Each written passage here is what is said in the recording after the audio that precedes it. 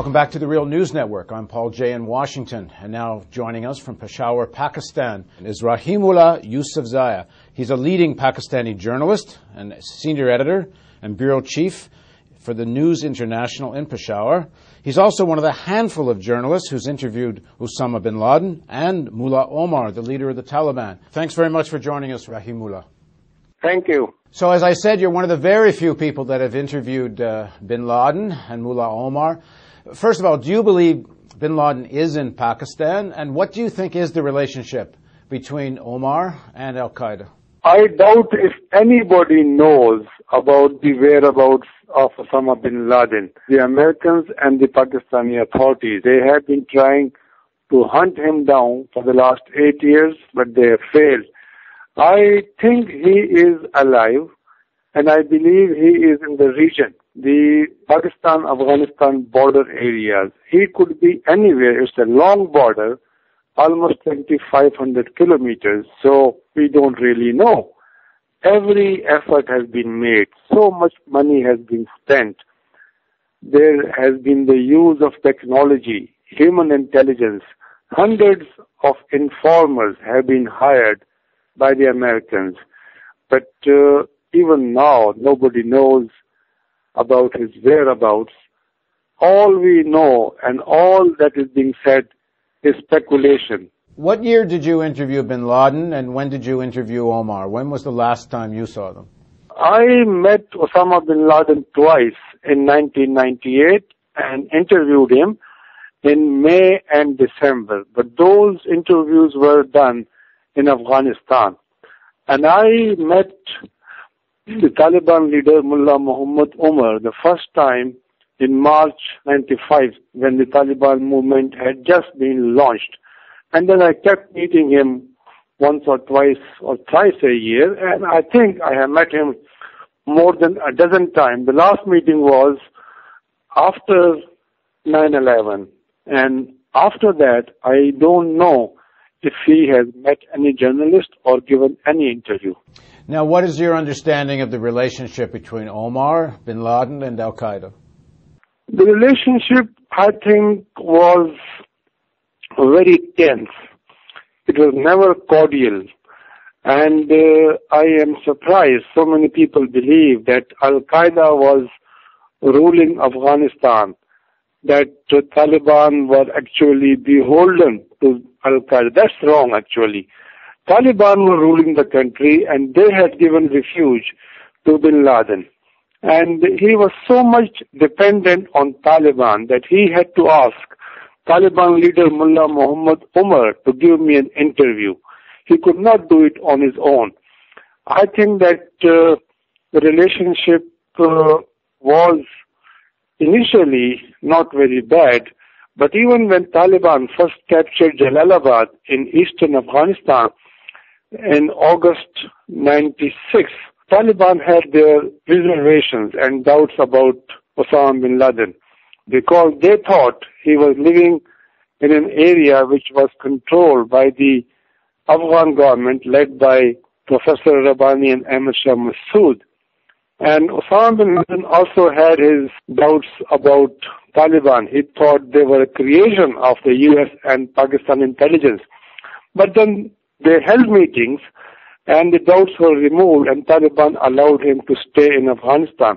But I think the Taliban, after the attacks on the US embassies in Kenya and Tanzania, wanted to get rid of Osama bin Laden. They even tried to send him to Chechnya. The Muslim separatists in Chechnya had invited bin Laden to come there and they had promised him security and protection. But there was no way that bin Laden could have gone to Chechnya. It was impossible. That's why he stayed on in Afghanistan and Taliban could not really expel him.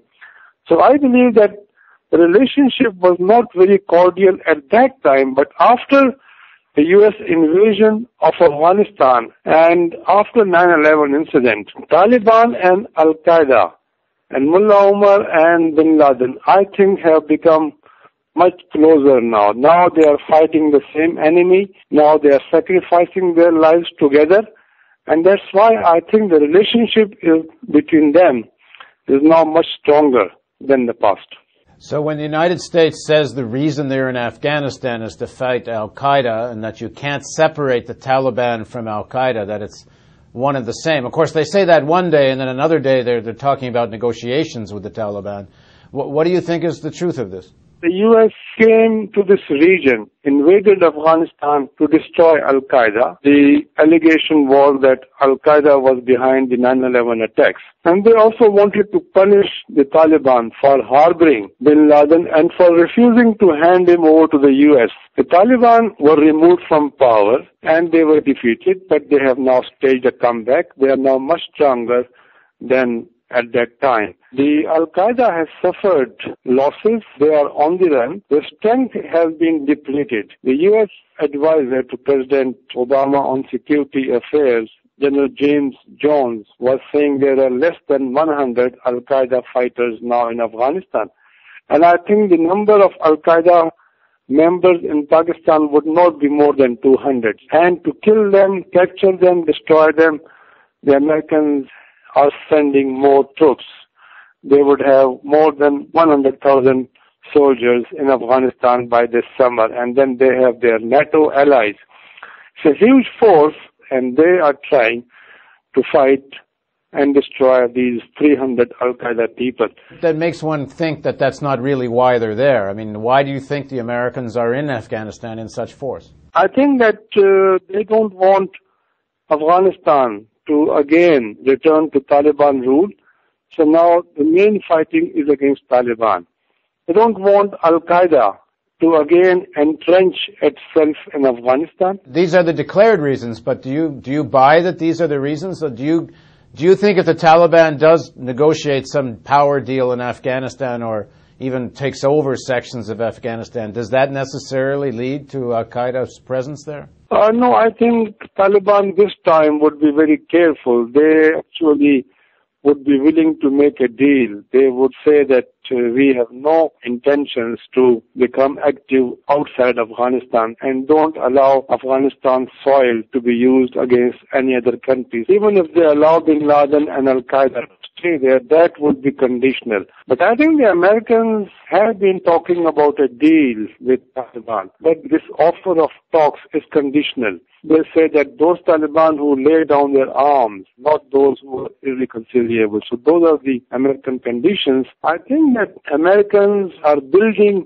such a huge air bases and military barracks in Afghanistan in places like Bagram and Kandahar and Khost and Jalalabad. It's not, I think, for a short stay here. They want to retain some bases in Afghanistan, even if they withdraw most of their forces. They would like to maintain a military presence because I think they feel that Iran is still not friendly to the U.S. There is the threat from China, and Pakistan has been very unstable. And then there are the huge energy reservoirs in the Central Asian region, in the Caspian Sea. So I think Americans would like to maintain a military presence to ensure that American interests are protected and American imperial designs are advanced in this region. Well, in the next segment of our interview, let's talk further about the battle in Marja. Please join us for the next segment of our interview with Rahim Mullah on the Real News Network.